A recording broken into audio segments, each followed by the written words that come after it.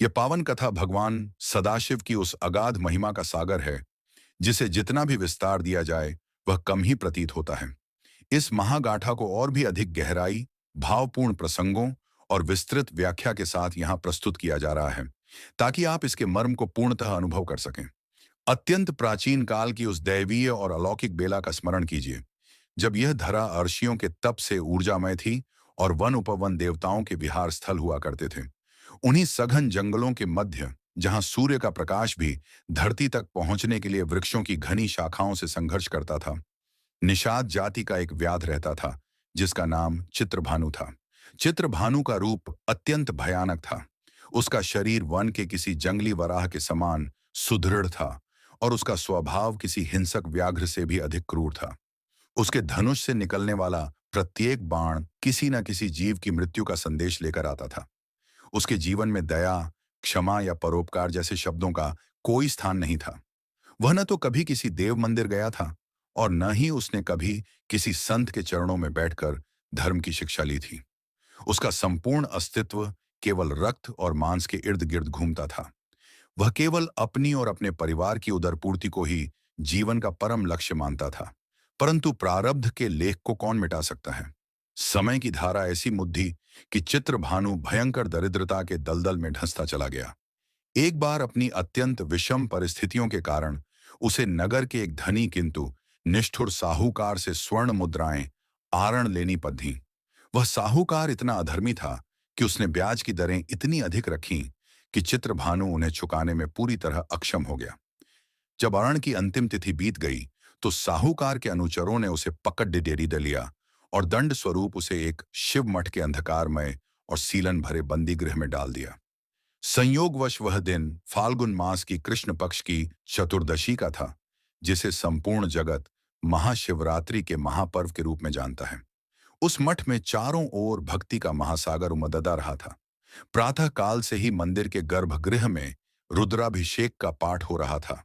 शंखों का गंभीर नाद दसों दिशाओं को गुंजायमान कर रहा था और विद्वान ब्राह्मण शिव पुराण की उन गुप्त और रहस्यमयी कथाओं का वाचन कर रहे थे जिनमें महादेव के दयालु स्वभाव और उनके द्वारा जघन्य पापियों के उद्धार का वर्णन था। चित्रभानु उस बंदी गृह के एक कोने में बैठा हुआ भूख से तड़प रहा था। उसका शरीर भोजन के अभाव में शिथिल हो रहा था और प्यास के कारण उसके होंठ फट चुके थे, परंतु वह वहां विवश था, इसलिए उसे दिन भर निराहार रहना पड़ा। इस विवशता ने अनजाने में ही उसके भीतर एक महान व्रत का आधार रख दिया। उस मठ की दीवारों के पार से निरंतर आती एयूएम नमः शिवाय की ध्वनि उसके कानों के मार्ग से होती हुई उसके प्रदूषित अंतःकरण को शुद्ध करने लगी। उसने सुना कि कैसे महादेव ने समुद्र मंथन से निकले हलाहल विष को अपने कंठ में धारण कर सृष्टि को विनाश से बचाया था। उसने सुना कि कैसे भगवान भोलेनाथ केवल एक बेलपत्र चढ़ाने से ही प्रसन्न होकर अपने भक्तों के क्रोधों वर्षों के पापों को भस्म कर देते हैं। इन कथाओं ने उसके पत्थर जैसे हृदय में करुणा का एक नन्हा सा अंकुर उत्पन्न कर दिया। संध्या के समय जब साहूकार ने उसे बुलाकर अंतिम अवसर दिया और कहा कि यदि कल सूर्योदय तक आरण नहीं चुकाया गया तो उसे मृत्युदंड दिया जाएगा, तो चित्रभानु ने अपने प्राणों की रक्षा के लिए अगले दिन तक का समय मांगा और धनुष बाण लेकर सघन वन की ओर वेग से दौड़ा पड़ा। रात्रि का प्रथम प्रहर आरंभ हो चुका था। आकाश में चंद्रमा की हल्की चांदनी वृक्षों की छाया को और भी डरावना बना रही थी। चित्रभानु ने सोचा कि आज यदि कोई बड्ढा शिकार हाथ नहीं लगा तो कल मेरा अंत निश्चित है। वह चलते चलते एक शांत जलाशय के तट पर पहुंचा। वहां एक अत्यंत पुराना और विशाल बेल का वृक्ष स्थित था जिसकी जड्ढें पानी को छू रही थीं। चित्रभानु ने उसी वृक्ष पर अपना ठिकाना बनाया और एक घनी शाखा पर छिपकर बैठ गया ताकि प्यास बुझाने आने वाले वन्य जीवों का शिकार कर सके। उसे यह ज्ञान ही नहीं था कि उस बेल के वृक्ष के ठीक नीचे मिट्टी और सूखे पत्तों के ढेर के नीचे एक अत्यंत सिद्ध और जागृत शिवलिंग स्थित था जो युगों से वहां गुप्त रूप से पूजा जा रहा था। जैसे ही रात्रि का पहला प्रहर बीतने को आया, एक अत्यंत सुंदर और गर्भवती हिरणी धीरे धीरे जलाशय की ओर बढ़ी। शिकारी की आंखों में चमक आ गई। उसने तुरंत अपना तरकश खोला और एक तीखा बाण निकालकर धनुष पर चढ़ाया। जैसे ही उसने निशाना साधने के लिए अपने शरीर को थोड़ा हिलाया, उसके दबाव से बेल के वृक्ष की टहनियां जोर जोर से हिलने लगीं। उन टहनियों से कुछ अत्यंत कोमल और पवित्र त्रिदल बेल पत्र टूटकर सीधे नीचे छिपे हुए शिवलिंग पर जा गिरे। उसी क्षण शिकारी के माथे से टपकी पसीने की कुछ बूंदें भी उन पत्तों के साथ शिवलिंग पर गिरीं, जिससे अनजाने में ही प्रथम प्रहर का जलाभिषेक और पूजन संपन्न हो गया। हिरणी ने जब बाण की प्रत्यंचा की आवाज सुनी तो उसने ऊपर देखा और मनुष्य की वाणी में प्रार्थना की कि हे शिकारी, मैं इस समय एक नए जीवन की जननी बनने वाली हूं।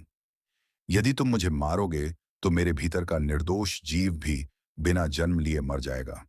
तुम मुझे जाने दो, मैं अपने शावक को जन्म देकर और उसे सुरक्षित स्थान पर छोड़ कर पुनः तुम्हारे सामने मृत्यु का वरण करने आ जाऊंगी।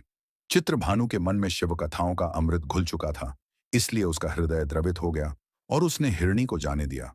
रात्रि का द्वितीय प्रहर आया और वन में सन्नाटा और भी गहरा हो गया।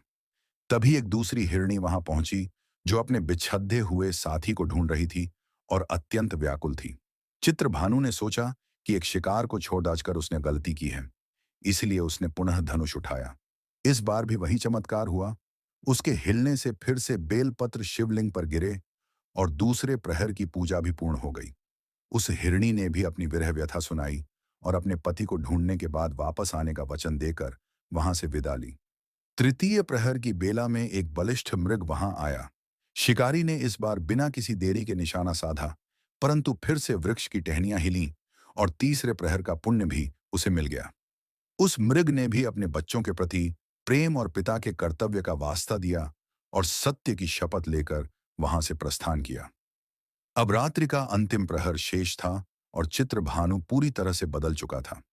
पूरी रात के उपवास, जागरण और अनजाने में किए गए शिवलिंग के अभिषेक ने उसके भीतर के अंधकार को पूर्णतः नष्ट कर दिया था। उसका हृदय अब दया, करुणा और भक्ति का मंदिर बन चुका था। तभी उसने देखा कि वह पूरा मृग परिवार एक साथ वहां खड़ा था।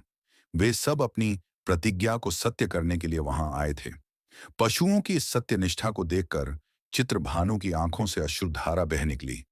उसने अपने धनुष बाण जलाशय में फेंक दिए और उन जीवों को अभय दान दे दिया। उसने सोचा कि ये मूक पशु कितने महान हैं और मैं मनुष्य होकर कितना अधर्मी था। उसी क्षण वन की नीरवता को भंग करता हुआ एक दिव्य प्रकाश पुंज प्रकट हुआ। उस प्रकाश के मध्य से साक्षात देवाधिदेव महादेव प्रकट हुए। उनके गले में मुंडों की माला थी, मस्तक पर अर्धचंद्र सुशोभित था और उनकी जटाओं से गंगा की अविरल धारा बह रही थी। भगवान शिव ने अत्यंत प्रसन्न होकर चित्रभानु को अपने अंक में भर लिया और कहा कि हे पुत्र, तुमने इस परम पवित्र रात्रि के चारों प्रहरों में निष्काम भाव से मेरा पूजन किया है। यद्यपि यह पूजन अनजाने में हुआ है, फिर भी इसका फल अचूक है। तुम्हारे जन्म जन्मांतर के संचित पाप इस क्षण भस्म हो गए हैं। महादेव ने चित्रभानु को दिव्य ज्ञान, अमोघ सुख और मोक्ष का वरदान दिया। वह शिकारी जो कल तक वध करने के लिए तत्पर था, आज शिवलोक का अधिकारी बन गया। यह महागाथा हमें यह सिखाती है कि भगवान भोलेनाथ केवल सच्चे भाव के भूखे हैं। जो व्यक्ति इस लंबी और विस्तृत कथा का श्रवण करता है, उसे संसार के समस्त भौतिक कष्टों से मुक्ति मिलती है। उसके घर में लक्ष्मी का स्थायी वास होता है, रोगों का नाश होता है और अंत समय में वह परम शांति को प्राप्त करता है।